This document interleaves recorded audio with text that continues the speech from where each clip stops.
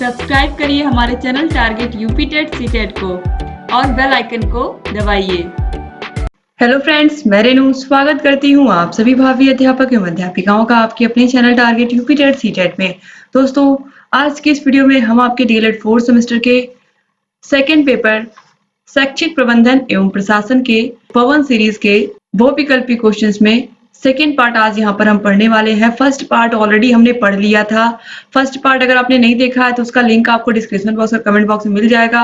और ये जो सेकेंड पार्ट आप पढ़ने जा रहे हैं इसमें आपको अलग अलग ईयर में पूछे गए क्वेश्चंस आपको देखने को मिलेंगे। तो ये पार्ट भी बहुत ही महत्वपूर्ण है, आप लोग पूरे क्वेश्चन को देखिएगा क्योंकि एग्जाम में क्वेश्चन रिपीट होते हैं। तो बहुत जरूरी है कि आप लोग प्रीवियस ईयर क्वेश्चन पेपर्स को पढ़ करके ही जाइए। क्वेश्चन नंबर 56 है, विद्यालय प्रबंधन के अंतर्गत किस संगठन का समन्वय नहीं होता है? वित्तीय संसाधन, भौतिक संसाधन, मानवीय संसाधन या फिर उपयुक्त सभी। दोस्तों, यहाँ पर राइट आंसर हो जाएगा ऑप्शन आ, वित्तीय संसाधन। यह विद्यालय प्रबंधन के अंतर्गत संगठन का समन्वय नहीं है, यानी कि भौतिक संसाधन और मानवीय संसाधन होते हैं लेकिन वित्तीय संसाधन जो है ये विद्यालय प्रबंधन के अंतर्गत संगठन का समन्वय नहीं होता है। क्वेश्चन नंबर 57 है, विद्यालय में शिक्षण के अलावा बच्चों में विकास हेतु विशेष ध्यान दिया जाना चाहिए। गणित विषय का, अंतर्निहित गुणों का, अंतर्निहित शक्तियों का या अंतर्निहित गुणों एवं शक्तियों का।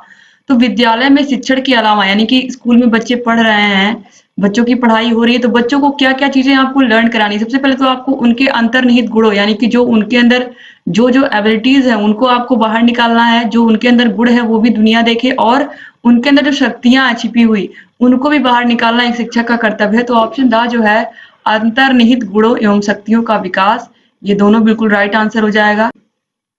क्वेश्चन नंबर 58 है, कक्षा कक्ष में बच्चों के लिए फर्नीचर की व्यवस्था की जानी चाहिए उनकी पठन क्षमता के अनुसार, उनकी लेखन क्षमता के अनुसार, उनके शारीरिक अभिवृद्धि के अनुसार या उनकी योग्यता के अनुसार। दोस्तों, सबसे महत्वपूर्ण है बच्चों को बैठने में कंफर्टेबल हो, यानी कि बच्चों की शारीरिक अभिवृद्धि बच्चों की लंबाई के अकॉर्डिंग, जिस तरीके से बच्चों की लंबाई हो जिससे उन्हें लिखने में समस्या ना हो, जिस तरीके से उनके शरीर की बनावट है उसी तरीके से सीट होनी चाहिए ताकि उन्हें बैठने में बिल्कुल कंफर्टेबल फील हो। और जब कंफर्टेबल रहेंगे बच्चे तभी सही से लिख पढ़ पाएंगे। तो इसलिए शारीरिक अभिवृद्धि के अनुसार सीट्स की व्यवस्था होनी चाहिए, यानी कि बेंच होने चाहिए क्लासेस में। क्वेश्चन नंबर 59 है, अधिगम प्रबंधन का महत्वपूर्ण पक्ष है अनुशासन, दंड, डांट फटकार या प्रशासन। अधिगम प्रबंधन का महत्वपूर्ण पक्ष है तो इसमें राइट आंसर हो जाएगा प्रशासन। ऑप्शन द जो है ये बिल्कुल सही है।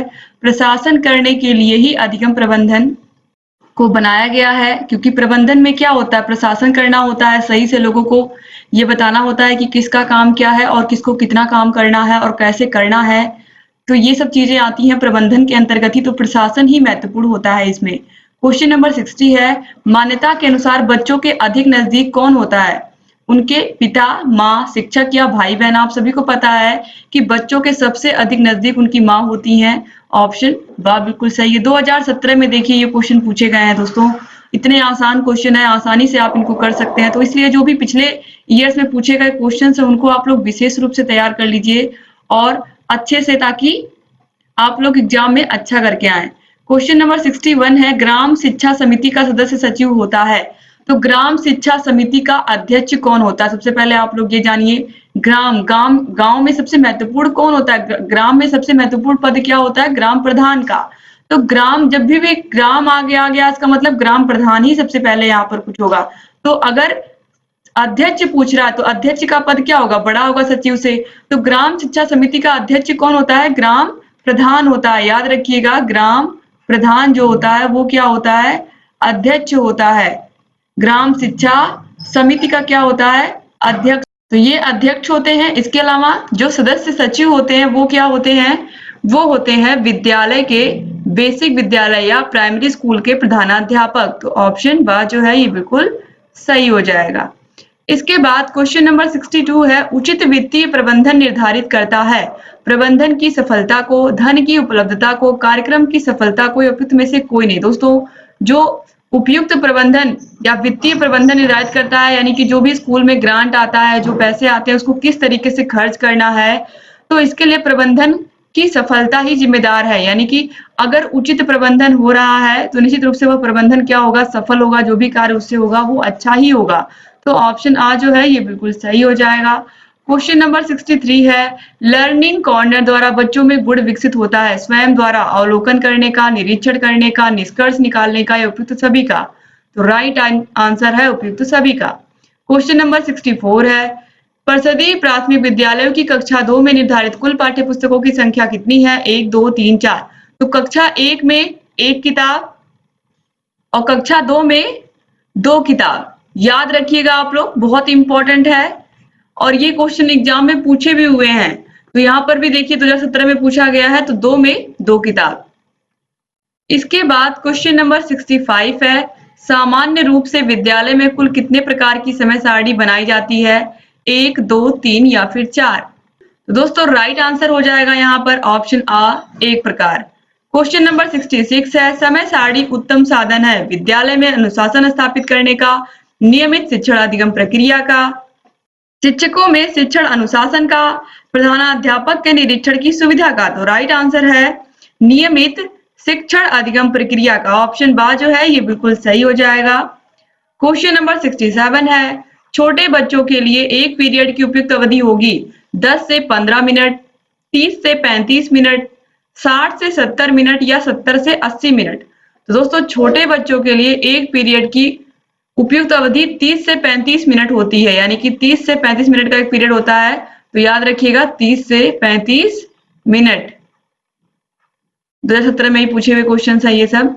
क्वेश्चन नंबर 68 है, सभी अभिलेख होने चाहिए सही, वैध, विश्वसनीय या सही, वैध एवं विश्वसनीय। तो राइट आंसर हो जाएगा सही, वैध और विश्वसनीय। इसके बाद क्वेश्चन नंबर 69 है, जिला समन्वयकों के पद सृजित किए जाते हैं अध्यक्ष ग्राम शिक्षा समिति के अधीनस्थ, जिला बेसिक शिक्षा अधिकारी के अधीनस्थ, जिला अधिकारी के अधीनस्थ या जिला विद्यालय निरीक्षक के अधीनस्थ। तो राइट आंसर है जिला बेसिक शिक्षा अधिकारी के अधीनस्थ। ऑप्शन बा जो है ये बिल्कुल सही है। क्वेश्चन नंबर 70 है, शिक्षा प्रबंधन का प्रमुख कार्य है पर्यवेक्षण करना, प्रशासन करना, व्यवस्था करना या नियोजन करना। तो शिक्षा प्रबंधन का जो प्रमुख कार्य होता है वो होता है नियोजन करना। ऑप्शन द जो है ये बिल्कुल सही है, क्योंकि किसी भी कार्य को करने के लिए, प्रबंधन के कार्य को करने के लिए सबसे पहले योजना बनाना होता है, प्लानिंग करनी होती है। क्वेश्चन नंबर 71 है, औपचारिक रूप से संगठित समूहों में व्यक्तियों से मिलकर कार्य करने की कला ही प्रबंधन है। यह कथन किसका है? लॉरेंस का, पीटर एफ ड्रकर का, हैरोल्ड कीनेज का या फिर एफ.डब्ल्यू. टेलर का। दोस्तों राइट आंसर इसमें है ऑप्शन सा, हैरोल्ड कीजन। यानी कि हैरोल्ड कीजन का कथन है कि औपचारिक रूप से संगठित समूहों में व्यक्तियों से मिलकर कार्य करने की कला ही क्या है? प्रबंधन है। क्योंकि जो प्रबंधन होता है इसमें बहुत सारे लोग इन्वॉल्व होते हैं और सब लोग मिलकर के कार्य को करते हैं। क्वेश्चन नंबर 72 है, विद्यालय प्रबंधन में महत्वपूर्ण भूमिका किसकी होती है? प्रधानाध्यापक की, शिक्षक की, बच्चों की या उपयुक्त सभी की। यहाँ पर आपको एक शब्द दिख रहा है महत्वपूर्ण, यानी कि सबसे महत्वपूर्ण भूमिका किसकी होती है? तो ये होती है प्रधानाध्यापक की। प्रधानाध्यापक की जिम्मेदारी होती है कि स्कूल का जो प्रबंधन है वो अच्छा हो, अनुशासन हो स्कूल में। क्वेश्चन नंबर 73 है, प्राथमिक शाला के लिए यानी कि प्राथमिक विद्यालय के लिए ग्रामीण क्षेत्र में भवन हेतु स्थान का चयन करते समय ध्यान रखना चाहिए कि शाला गांव के बीचों बीच हो, सड़क के किनारे हो, तालाब के पास हो या गांव के समीप खुले मैदान में हो। तो सबसे अच्छा तरीका है गांव में स्कूल गांव के समीप ही हो लेकिन खुले मैदान में हो, ताकि बच्चों को खेलने की भी जगह मिले और शांत वातावरण रहे। और गांव के बीचों बीच ये तो बिल्कुल गलत है, और सड़क के किनारे ये पूरी तरीके से गलत है, और तालाब के पास भी नहीं होना चाहिए। तो इसीलिए राइट आंसर हो गया ऑप्शन द। 2018 में ये सब क्वेश्चन पूछे हुए हैं, आप देख सकते हैं। क्वेश्चन नंबर 74 है, मानवीय प्रबंधन के घटक है। मानवीय प्रबंधन में मैंने आपको बताया है स्कूल में जो भी मानव आपको दिख रहा है, जो मनुष्य दिख रहे हैं, चाहे वो टीचर हो, चाहे वो बच्चे हो, चाहे वो बच्चों के माता पिता, समुदाय के लोग हों, तो ये सभी क्या है? मानवीय प्रबंधन है। ऑप्शन द जो है ये बिल्कुल सही। बाकी विद्यालय भवन, पुस्तकालय, फर्नीचर ये सब क्या है? भौतिक संसाधन है। क्वेश्चन नंबर 75 है, समय सारणी का सर्वाधिक महत्वपूर्ण गुण है कठोरता, समयावधि, लचीलापन या विषयों का चयन। तो राइट आंसर है लचीलापन। 2018 के ये सब पूछे हुए क्वेश्चन दोस्तों आप लोग देख रहे हैं। इसके बाद क्वेश्चन नंबर 76 है, विद्यालय समुदाय के परस्पर सहयोग का प्रमुख उद्देश्य है। अध्यापकों को अनुशासित करना, छात्रों और अध्यापकों में मधुर संबंध स्थापित करना, छात्रों में अध्ययन के प्रति रुचि जागृत करना और समुदाय से सहयोग प्राप्त करना। तो राइट आंसर है समुदाय से सहयोग प्राप्त करना। क्वेश्चन नंबर 77 है, बुक बैंक से संबंधित पंजिका नहीं है। भंडार पंजिका, संचयी अभिलेख, दान पंजिका या कार्यवाही पंजिका। तो दोस्तों राइट आंसर है संचयी अभिलेख। क्वेश्चन नंबर 78 है, व्यायाम की आवश्यकता होती है बालक के मानसिक विकास हेतु, बालक के शारीरिक विकास हेतु, बालक के सर्वांगीण विकास हेतु या व्यवहारिक अनुशासन हेतु। तो आप सभी को पता है कि व्यायाम की आवश्यकता होती है बालक के सर्वांगीण विकास हेतु। ऑप्शन सा जो है ये बिल्कुल सही। दोस्तों क्वेश्चन नंबर 79 है, यदि एक बालक कक्षा में स्वच्छता के साथ नहीं आता है तो आप क्या करेंगे। कोई बालक है जो स्वच्छता के साथ नहीं आता, यानी कि स्कूल में नहा धोकर नहीं आता है, उसके नेल्स बड़े हैं, उसका ड्रेस नहीं साफ रहता है, तो आप उस बच्चे के साथ क्या करेंगे एज ए टीचर। उसे डांट लगानी चाहिए, शाला से निकाल देना चाहिए, उसे स्वच्छता के लाभ बताने चाहिए या अभिभावक को सूचित करना चाहिए। दोस्तों राइट आंसर यहाँ पर हो जाएगा ऑप्शन सा, उसे स्वच्छता के लाभ बताने चाहिए। जब आप बताएंगे अगर स्वच्छ रहोगे, साफ सुथरे रहोगे तो कोई बीमारी नहीं होगी, खुश रहोगे, तुम्हारे कपड़े अच्छे से इस्त्री करे हुए रहेंगे, तो जो तुम्हारे आसपास तुम्हारे फ्रेंड्स हैं वो सब भी तुम्हारे साथ रहेंगे। यानी कि आपको पता अगर कोई बच्चा साफ सफाई से नहीं आता है तो उसके जो आसपास उसके दोस्त होते हैं वो भी उससे कटने लगते हैं। तो इसलिए स्वच्छता बहुत जरूरी है। जब आप बच्चे को अच्छे से समझाएंगे तो निश्चित रूप से बच्चा समझेगा। क्वेश्चन नंबर 80 है, अधिकारियों द्वारा किए गए निरीक्षण, विद्यालय के कार्य के घंटों तथा विद्यालय को प्रभावित करने वाले अन्य गतिविधियों का उल्लेख किया जाता है। आदेश पुस्तिका में, लॉग बुक में, सेवा पुस्तिका में या विद्यालय कैलेंडर में। तो जो लॉग बुक होती है इसमें विद्यालय में जो भी आया है, जिसने भी निरीक्षण किया है, वो सभी यहाँ पर मेंशन होते हैं। क्वेश्चन नंबर 81 है, जिला बेसिक शिक्षा समिति का गठन किया गया था 1975 में, 1971 में, 1980 में या 1982 में। दोस्तों अगर यहाँ पर मैं बात करूं बेसिक शिक्षा अधिनियम कब बना, बेसिक शिक्षा अधिनियम अक्सर क्वेश्चन यही पूछता है, बेसिक शिक्षा अधिनियम कब बना, तो ये बना था 1972 में। बेसिक शिक्षा अधिनियम का गठन कब हुआ था 1972 में, या बेसिक शिक्षा अधिनियम कब बना 1972। ये क्वेश्चन आप लोग जरूर याद रखिएगा। और ये जो बेसिक शिक्षा समिति पूछा है यहाँ पर ऑप्शन आ 1975 सही होगा।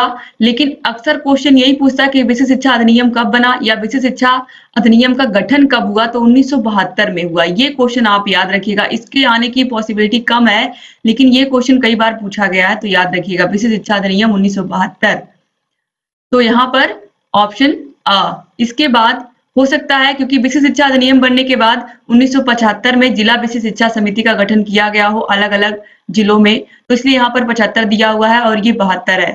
तो इस तरीके से दोस्तों याद रखिएगा आप लोग। क्वेश्चन नंबर 82 है, भारत में विद्यालय निरीक्षण पद्धति का प्रारंभ हुआ गुप्त शासन काल में, मुगल शासन काल में, अंग्रेजों के शासन काल में या इनमें से कोई नहीं।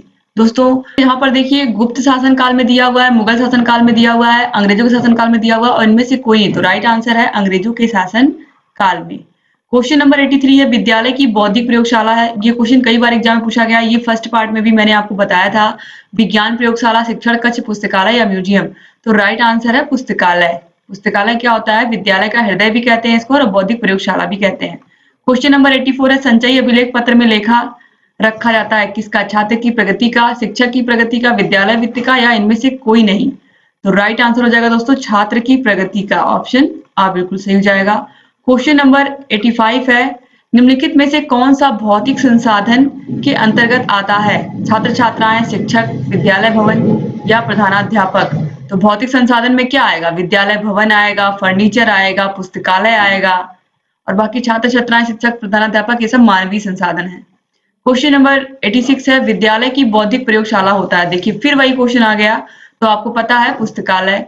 क्वेश्चन नंबर 87 है, समस्या समाधान का प्रमुख अंग है अनुशासन प्रक्रिया, अधिगम प्रक्रिया, निर्णयन प्रक्रिया या शिक्षण प्रक्रिया। तो राइट आंसर है निर्णयन प्रक्रिया, ऑप्शन सा।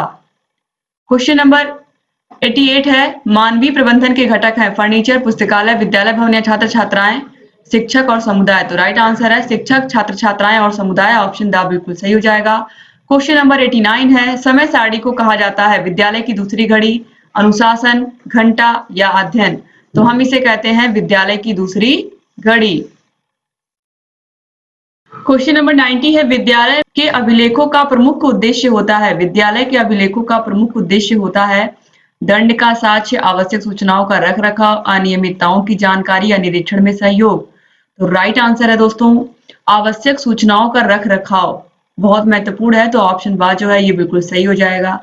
क्वेश्चन नंबर 91 है, कोठारी कमीशन ने 1964-1966 राष्ट्र निर्माता की संज्ञा किसे दिया है? तो राष्ट्र निर्माता कौन है? आप सभी को पता है, टीचर्स यानी कि अध्यापक। क्वेश्चन नंबर 92 है, शिक्षक पर्यवेक्षण का मुख्य उद्देश्य होता है। शिक्षा की संपूर्ण प्रक्रिया में वांछनीय परिवर्तन करना, सामान्य निर्देश देना, कक्षा कक्ष का निरीक्षण करना या अनुदानों की अपव्यय का निरीक्षण करना। तो शिक्षक शैक्षिक पर्यवेक्षण का जो मुख्य उद्देश्य होता है वो होता है शिक्षा की संपूर्ण प्रक्रिया में वांछनीय परिवर्तन करना। ऑप्शन आ बिल्कुल सही है। क्वेश्चन नंबर 93 है, राज्य शिक्षा संस्थान कहाँ है? राज्य शिक्षा संस्थान कहाँ स्थित है? लखनऊ में, वाराणसी में, आगरा में या प्रयागराज में? तो राइट आंसर है प्रयागराज में। क्वेश्चन नंबर 94 है, विद्यालय में अनुशासन स्थापित करने में सहायक नहीं है। पाठ्य सहगामी क्रियाओं का आयोजन, नैतिक शिक्षा की व्यवस्था, दंड की अधिकता, शिक्षक अभिभावक सहयोग। तो राइट आंसर दोस्तों यहाँ पर हो जाएगा दंड की अधिकता, या बिल्कुल भी सहायक नहीं होता अनुशासन स्थापित करने में। क्वेश्चन नंबर 95 है, राज्य हिंदी शिक्षा संस्थान या राज्य हिंदी संस्थान कहाँ स्थित है? तो यह स्थित है बनारस में यानी कि वाराणसी में। 2019 में देखिए पूछे हुए क्वेश्चन है। क्वेश्चन नंबर 96 है, विद्यालय प्रबंधन में महत्वपूर्ण भूमिका होती है प्रधानाध्यापक की, शिक्षकों की, छात्र छात्राओं की या प्रधान लिपिक की? तो राइट आंसर दोस्तों यहाँ पर हो जाएगा विद्यालय प्रबंधन में महत्वपूर्ण भूमिका प्रधानाध्यापक की होती है। ये क्वेश्चन 3 बार आ चुका है, फर्स्ट पार्ट और सेकेंड पार्ट को मिला के। क्वेश्चन नंबर 97 है, शैक्षिक प्रबंधन का महत्वपूर्ण पक्ष है दंड, पुरस्कार, प्रशासन या अनुशासन? दोस्तों राइट आंसर यहाँ पर हो जाएगा ऑप्शन सा प्रशासन। क्वेश्चन नंबर 98 है, कौन सी पाठ्य सहगामी क्रिया तर्क शक्ति का विकास करती है? अभिनय, खेलकूद, निबंध लेखन या वाद विवाद? दोस्तों यहाँ पर राइट आंसर हो जाएगा ऑप्शन द वाद विवाद। वाद विवाद प्रतियोगिताएं कराना स्कूलों में बहुत जरूरी होता है, इससे बच्चों की तर्क शक्ति का विकास होता है, बच्चे सही पॉइंट्स को समझते हैं और ये भी समझते हैं कि कौन सी बात सही है कौन सी गलत है, क्योंकि उस पर सोच विचार होता है। क्वेश्चन नंबर 99 है, भगदड़ जैसी आपदाएं होती हैं जागरूकता से, कुप्रबंधन से, कड़ाई होने से या अधिक सुविधाओं से? दोस्तों जब कुप्रबंधन होता है, यानी कि प्रबंधन सही से नहीं होता है, तभी ऐसी आपदाएं देखने को मिलती हैं। तो इस तरीके से यहाँ पर जितने भी क्वेश्चन थे मैंने सभी को करा दिया है और आपने सभी को अच्छे से देख भी लिया है। दोस्तों उम्मीद करती हूँ कि आपने फर्स्ट पार्ट भी अच्छे से पढ़ा होगा और ये सेकंड पार्ट भी आपको समझ में आया होगा। अगर ये वीडियोस अच्छे लग रहे हैं तो प्लीज इन वीडियो को अपने कॉलेज के फ्रेंड्स को भी व्हाट्सएप ग्रुप पर शेयर कर दिया करें, या जिस भी माध्यम से आप लोग पढ़ाई करते हैं, ताकि अधिक से अधिक प्रशिक्षुओं तक ये वीडियोस पहुंचे और अधिक से अधिक हमारे डीएलएड के भाई बहन इन वीडियोस को पढ़ करके अपनी तैयारी को बेहतर बना पाएं। यहाँ आई बटन पर क्लिक करके आपको सभी वीडियोस की लिंक मिल जाएगी। 4th सेमेस्टर के राजन सीरीज ऑलरेडी पढ़ा दिया है, पवन सीरीज की भी सभी वीडियोस आपको मिल जाएंगी। डिस्क्रिप्शन बॉक्स और कमेंट बॉक्स में भी आपको सभी विषयों की लिंक मिल जाएगी। जहां कहीं भी कोई भी समस्या आ रही है आप हमसे बताइए, आपकी सभी समस्याओं का समाधान target UP TET CTET channel करता आ रहा है, लगातार करता रहेगा। बस आप चैनल से ऐसे ही बने रहिए और सभी वीडियोस को देखते रहिए। जहां कहीं भी कोई भी समस्या आ रही है हमसे बताते रहिए। एक बार फिर से आप सभी भाई बहनों का बहुत बहुत शुक्रिया वीडियो पूरा देखने के लिए। मिलते हैं नेक्स्ट वीडियो में, तब तक अपना ख्याल रखिएगा, आप लोग अपने परिवार का ख्याल रखिएगा और अगर चैनल को सब्सक्राइब नहीं किया है तो प्लीज सब्सक्राइब करके ही जाइएगा और बेल आइकन को भी प्रेस कर लीजिएगा, ताकि हम जो भी नई वीडियोस बनाते हैं उन सभी का नोटिफिकेशन आपके पास समय से जाए और आप बिना वीडियोस को मिस किए सभी वीडियोस को देखते रहें। एक बार फिर से आप सभी का बहुत बहुत धन्यवाद। जय हिंद दोस्तों।